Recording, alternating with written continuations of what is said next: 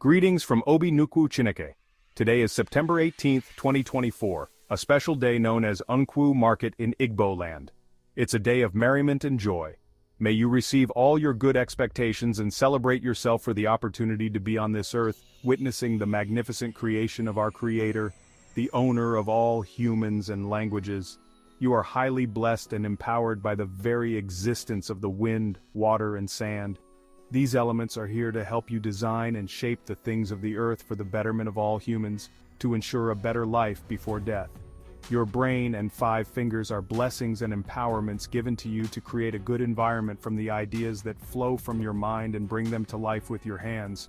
The Creator of the universe has installed all the good designs to beautify our dwelling environments within our brains and empowered us to establish these good things with our 5 fingers. The value of being creative is immense, and it's a gift we all hold within us. So engage your brain and your 5 fingers in creativity, beautify the world and make it a peaceful place. Allow every human being to exercise their peaceful rights in this world by contributing to making it a comfortable dwelling for everyone. From Obi Nnukwu Chineke, also known as the wind, water, and sand, the blessings of the universe, Onye Ndu Ikuku Achinike, the messenger of the truth afterlife.